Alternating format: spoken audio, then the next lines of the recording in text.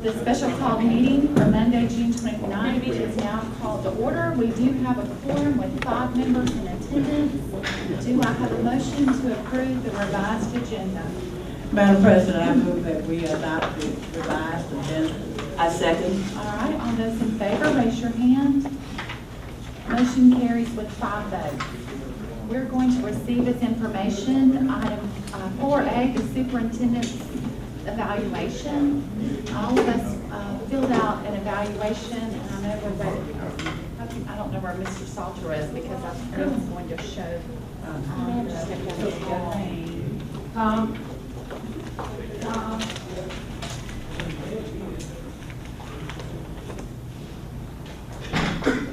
Thank you very much.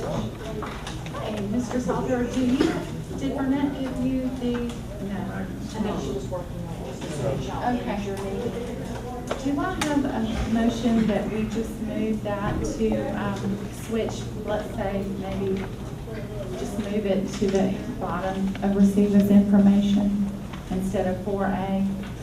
Y'all see on your revised agenda because Ms. Nettles is not ready. She doesn't have it on the, ready for the screen yet. Madam President. Well, let's do that. We'll just come back. Okay. 4B, the 2016 graduation contract with ASU, Mr. Dotson. There it is. Right there.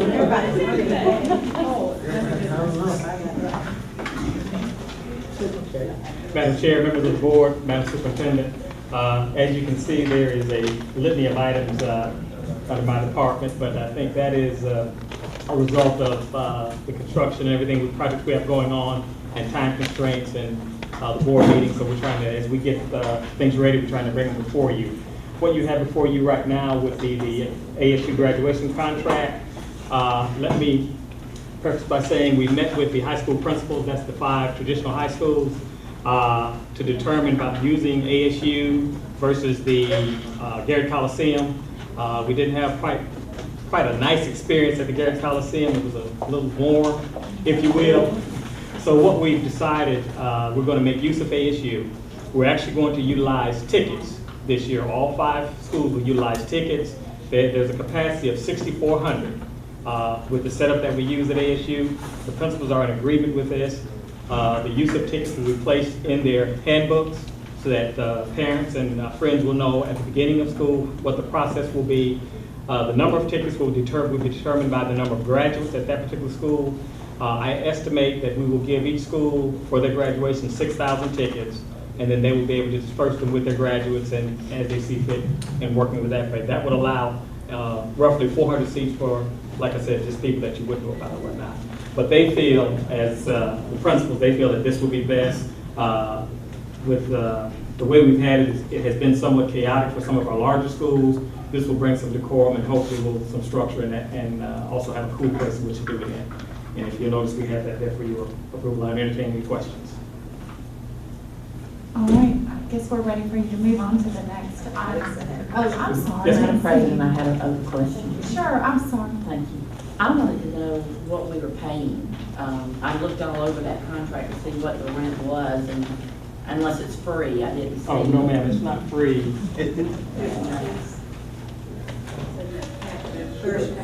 No, it looked for it. It's not there. I had to lay up with it. And I don't see what we're I paying. saw it on here. And I'm sorry.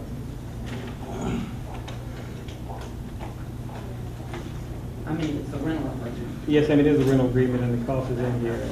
I've looked at so many.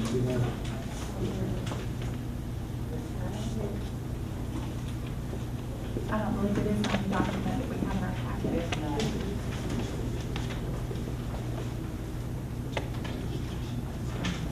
It is the.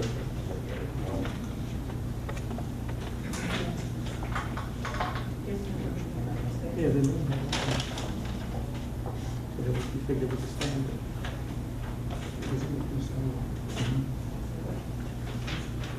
Here it is. Here it is. Right. Yeah. $15,000. $1,500. Where are you? Yeah, 15,000. Yeah, right. It's on the back page of the first page of the document. It didn't copy. Oh, That's my fault. you didn't get front of that. Okay, that's what it is. That's, well. And that is What was it? again? 15,000. 15,000. 15,000. That's up from last year because you have an additional high school. You have 5 high schools where you've had 4 in the past. And that's all 5 high schools. Yes, that's all 5 high schools, that's correct. Ms. Keith, do you have any more comments or questions? Anybody else? Okay, thank you. That was a very good question. The next item is the parking lot bid. Okay, you should have before you the bid for the parking lot addition at Park Crossing. This is the piece where we're actually going to, if you go to the far east side where the clump of trees, we're actually going to make that a parking lot. That was in our original master plan. At this point, that's needed to be done as construction will start on the west side, west entrance. That will be our construction entrance. So we'll need the parking for staff and students at that point, and it'll be utilized throughout the year. And for, as indicated, it was in the plan for us to have as our master plan. As a matter of fact, parking was kind of tight this year, if you will, if most of you will know. But this is the addition that will actually go in for the master plan of the entire building. Yes, sir. And that was part of the original budget for the money spent, expended there at Park Crossing. That is correct. Any other questions on this contract? Last round before. Oh, okay, good. Thank you. All right, parking lot bid, we just did the Park Crossing parking lot contract. I've got the bid and the contract. Right, the bid and the contract. And again, this is the timeline. We've actually had our bid process, and then subsequently we found the lowest bidder. Because we did not have a board meeting, we went ahead and we expedite on time to ensure that we stay on our timeline. With that successful bidder, we went ahead and orchestrated a contract for you as well. All right, the MPACT hazardous material removal bid. Okay. This, if you will, we brought this before. We had this before, but we pulled it because we did not get the pricing that we wanted the first time. So we rebid the project, and we have it here again. And this is for the hazardous removal out of excuse me, the JCPenney building. And again, we do have a successful bidder here. Okay. Are there any questions? All right, so let's move on to the new leasing policy. Well, you should have the contract. Oh, the contract, the hazardous material removal contract. And subsequently, just like with the parking lot, we went ahead and moved on. What you have, and this was done, excuse me, in collaboration with Attorney Perkins and Mr. Rudolph, we've had many problems with leasing of our facilities and our buildings. Not really a lot of guidelines to go by. Each school was pretty much doing their own thing, so that made it difficult. And what we must understand and adhere to is that we're a public entity, so what we do for one, we must do for the other, whether it be cost-wise, or if I allow you to use it for this purpose, then I must allow the next person to use it. We didn't have the structure in place to do that. Plus, we were getting a lot of requests for just a myriad of things, and I think that was the cost. That was because we were probably the cheapest place in town, so people were coming to us to utilize our facilities for so many things that they wanted to do. In our old policy, it stipulated that you could not lease classrooms, but that was happening just at will across the district for various reasons, different programs, which, you know, great programs, but I think we need to have our policy so that's something we can follow by. If you'll notice, we have the policy where we included not only the facility, but also grounds rental, because there are a lot of, I think you see a lot of these city youth league teams that are practicing on our fields. Nobody's giving them permission, or you just get inundated with calls. People want to use your fields. There's a liability issue. There's just so many things in place that we had to put our policy to govern that as well, and you'll see that's in there as well. I think key is the first part where you see non-rental use. We're not trying to keep the community out of the school. If you look at this, it says use of school property on a non-rental basis is permitted only in community interests that are non-controversial and non-political. They expect that every principal in the system will adhere to this policy and fill only those requests which are in harmony with this action of the Board of Education. Final decisions on non-rental use of facilities will be made by the MPS Office of Operations and Security Department. This allows the PTA to meet. This allows the neighborhood associations to meet. Any organization that benefits the school community, of course, we want to open our doors. So this allows them to use it on a non-lease capacity, if you will. We also will, as have asked, that all leases are sent to the board. So what we're going to ask is much simply is that they have 30 days. They have to do 30 days prior. They will have a facilities request form, which my office is completing at this point.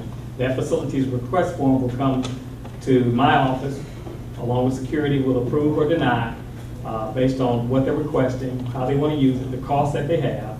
And then from there, once that's approved, then we'll go ahead and forward it to the board, forward that lease to the board so that they can approve it, so that they will have approval prior to utilizing it. Because I get phone calls from neighborhoods, if you will, that this was going on the school property, how come we didn't know, those kinds of things. And so we will kind of govern all of that through the Office of Operations, so we'll know what's happening.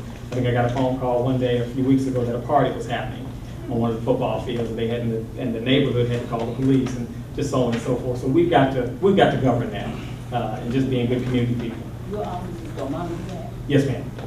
Correct. You on the board that you're gonna have them referred to? Ma'am? Oh, no, ma'am. You said you were having them referred to the board? Yes.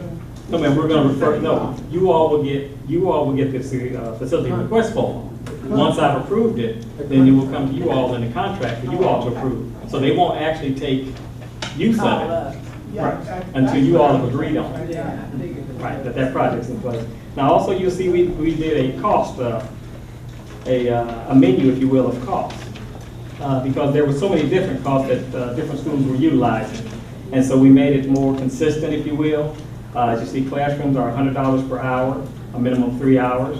The cafetoriums are $500. As you know, by federal law, CMP law, you cannot use the kitchen. We cannot make the kitchens available, but however, they can use the classroom, the cafeteria or cafetoriums.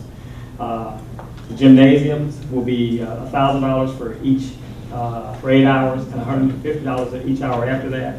With auditoriums will be $1,500 for middle schools, $2,000 for high schools. Now, in addition to that, each school should develop a menu of items. As you know, what it costs and what the amenities that you'll have at Carver's Auditorium will be very different from what you will have at Lee's Auditorium. So there should be a price differential. The staff you're going to need on board, those kinds of things. So the schools will go ahead and validate that, make that list together, send it into our office, so that we can ensure that everybody's being charged fairly for the services that they receive. Madam President, I have a question on this. With the gymnasium, you know, that's a lot of people that would be involved because of the size and all that. So who would be responsible for seeing that it's 8 hours or less, or will the custodial staff do this, or will you have a staff that you put together to make sure security? Who would be in charge of that? Yeah, and in the docket, we let them know that we will determine how much security is needed, the number of security officers needed, as well as custodial staff, those kinds of things, to ensure that MPS staff is there to ensure that, you know, we have what's going on, and they'll have to pay for that staff in. Any other questions? I just want to say that I think this is wonderful, because we've always gotten calls concerning our facility. One thing, in the second, Mr. Dotson, the second paragraph, payment for all services, right here, on the policy. Second page. Instead of using possession of the facility, could we use the word use of the facility? Yes, ma'am. Possession time. Under leasing and renting, page two. Leasing and renting. What paragraph? The second paragraph, the last line, use of the facility. Possession. Okay. Thank you. I like that. Yes. Take out possession. and Take out possession. Use. Usage? Use of the facility. And Any other questions? All right, let's move forward. on that, before we leave that, Yes. we make it clear now, the lease actually is what you all will approve. The lease, once we've approved the facility request, then we do the subsequent lease, then that will come to you all in enough time for them to actually have their event. On any building they're leasing from. Thank you, Mr. Dotson. All right, Attorney Perkins, policy change, JVC. Members of the board, Madam Chair, there are only 2 very small changes to this policy that was required. We were notified of that these changes were needed due to the compliance audit from our Title I department. It was 2 words that were missing from the previous policy we did, so we're really only adding 2 words in. If you look on the 3rd page, This policy deals with migratory, immigrant, homeless, and limited English proficient students. And we had left out the word homeless in that paragraph, and if you look in the fourth sentence of that first paragraph, it listed the other three, but it missed immigrants. So I just brought this back before the board to make that technical change. But other than that, this was completely compliant with what we needed with, that the audit was requiring on that. So, and that's that. Thank you. Are there any questions? Southlawn Elementary Emergency Declaration. Mr. Dotson.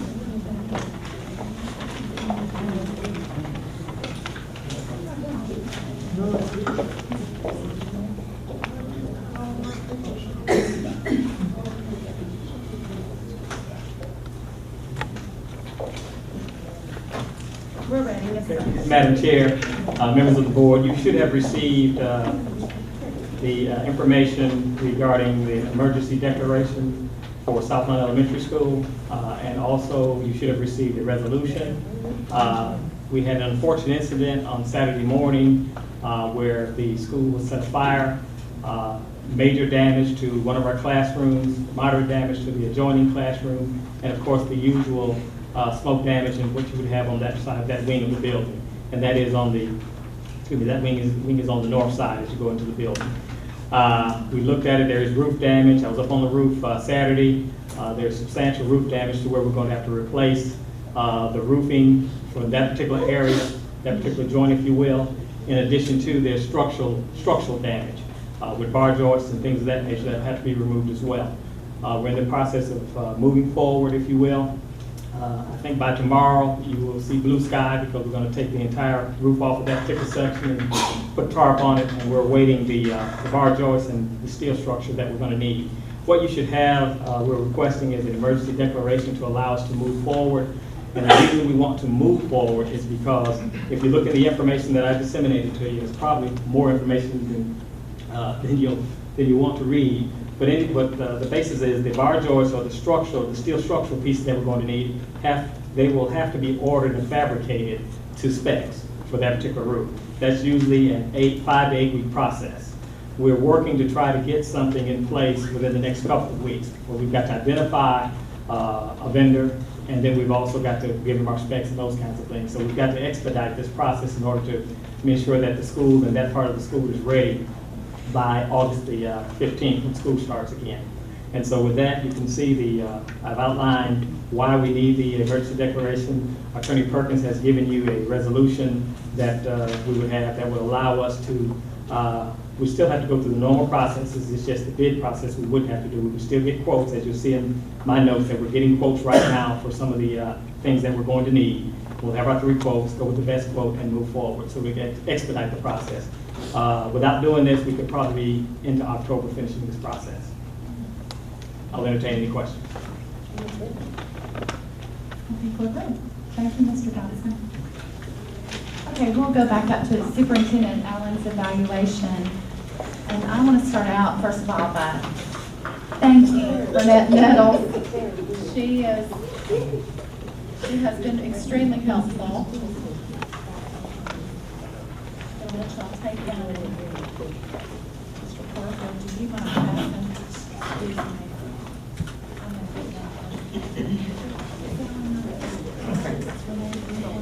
Yes.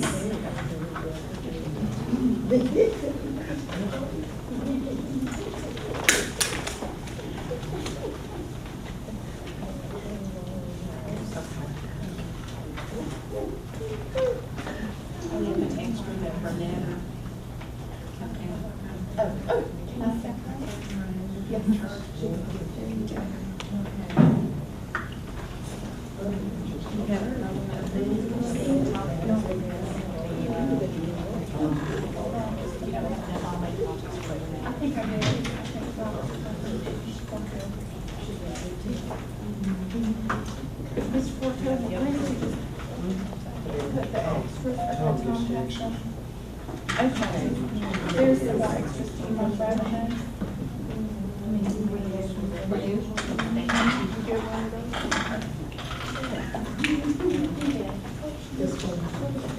It was passed. I passed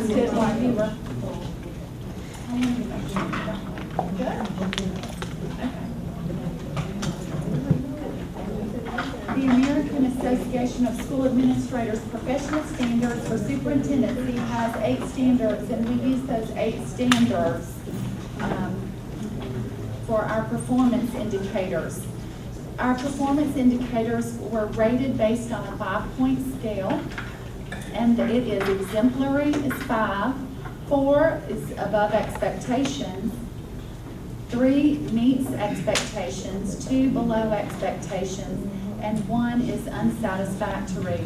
And on your sheet, you'll see where it gives more of a detailed explanation of each level. Her composite score, is a 3.51.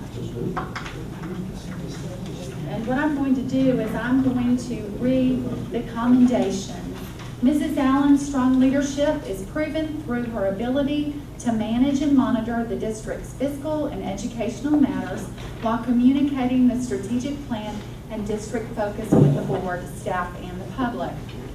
And then listed below that, it gives you the standards and the evidence to back that commendation. The areas of strength. Mrs. Allen's areas of strength are Standard 1, Leadership and District Culture, and Standard 8, Values and Ethics of Leadership. She promotes moral and ethical practices in the classroom, schools, and the system at large. Her personal integrity inspires our employees and students to higher levels of professionalism, and strong work ethic. Areas for improvement. Mrs. Allen's areas for improvement are Standard 5, Curriculum Planning and Development, and Standard 7, Human Resources Management. Although all of these scores are the lowest in the evaluation, they all meet expectations in the approved 5-point scale. So she received a 3 or higher, even in the areas for improvement. Her efforts to improve the district's challenges in these areas include revisions in hiring, recruitment, orientation, and evaluation. Additionally, she is monitoring instructional practices that impact teaching and learning. So you can see, I don't know, Ms. Nettles, do you mind showing the graph just so that you can see the 8 standards that we use for the evaluation? That just shows you the strengths and then the areas of improvement, but you can see on there the averages that the lowest was a 3.36, so she is above me, or right at meets the standards. So I just want to say, as board president, Mrs. Allen, we are very thankful, and you're doing a great job, and we look forward to working with you and making this district even better with your leadership. Thank you. Do you have any questions or comments, board members? Okay, we are going to move into executive session. Do I have a motion? Madam President, I move that we move into executive session I second. in the litigation, real property and litigation. I have a motion and a second. All those in favor, please raise your hand.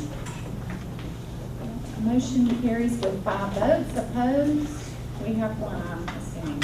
Okay, let's go. Madam Chair, I just want to certify for the record that we will be going executive session to discuss real property pending litigation. There should be a vote coming out, and we should be there about probably 25 minutes. Okay, thank you. Do we need to bring anything? Do we need? Now back to order. The meeting is now back in order. We're going to go ahead, 6A, Superintendent Allen's evaluation report. Well, hold on, let's do that. We'll do the executive session. All right. I recommend approval of the pending litigation discussed in executive session. Madam President, I move we accept the superintendent's recommendation. Could you pull the mic down so we can hear what you're saying? I move that we approve the superintendent's recommendation. Thank you. Second. All those in favor, please raise your hand. All those in favor, please raise your hand. Motion carries with 6 votes. Okay, now we will move to 6A, the superintendent's evaluation report. Do I have a motion to approve the superintendent's evaluation report? Madam President, I move that we accept the recommendation to approve the Superintendent Allen's evaluation report. Second. All those in favor, well, is there any discussion? All those in favor, please raise your hand. Motion carries with 6 votes. 6B, the 2016 graduation contract with ASU. Yes, I recommend the approval of the 2016 graduation contract with ASU. Do I have a motion? I move that we uphold the superintendent's recommendation. Second. All those in favor, please raise your hand. Motion carries with 6 votes. Park crossing parking lot bid. I recommend the approval of the park crossing parking lot bid. Madam President, I move that we adopt the recommendation to approve the park crossing parking lot bid. Second. All those in favor, please raise your hand. Motion carries. All those opposed. Is there any? You're going to, okay, so we have 1 abstention and we have 5 yes. Okay, park crossing parking, sorry, that's a lot of parking. Park crossing parking lot contract. I recommend approval of the park crossing parking lot contract. Madam President, I move that we accept superintendent's recommendation. Second. All those in favor, please raise your hand. Motion carries with 5 votes, I have 1 abstention, is that right? Okay. 6E, impact hazardous material removal bid. Board, I recommend the approval of the impact hazardous material removal bid. Madam President, I move that we accept the superintendent's recommendation for the impact hazardous material removal. I second. All those in favor, please raise your hand. Opposed? All right, motion carries with 5 votes. Impact hazardous material removal contract. I recommend approval of the impact hazardous material removal contract. Madam President, I move that we uphold the superintendent's recommendation for the hazardous material removal contract. Second. All those in favor, please raise your hand. Opposed? Abstention? I'm sorry, before we go forward, Mr. Hill just brought to my attention that when the Second, the bid report. On page 2 of the bid report, if I may direct your attention to the line item that says for the ramp with the steps, the unit cost is $525 and the extension is $825. That's in error. The extension price should be $525. That should be $525. Both the monthly price and the extension. That does not change the bottom line. Okay?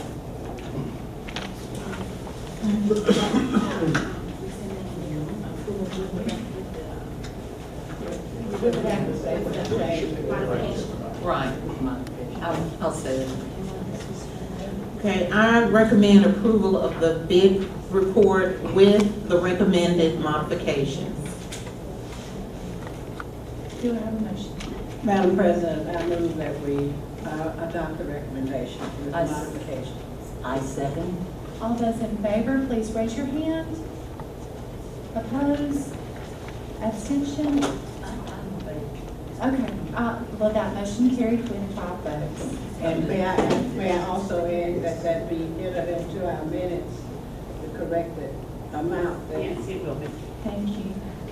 All right, so we bid report. So we're ready for Southlawn. I recommend approval of the Southlawn Elementary Emergency Declaration. Madam President, I move that we uphold the superintendent's recommendation. Second.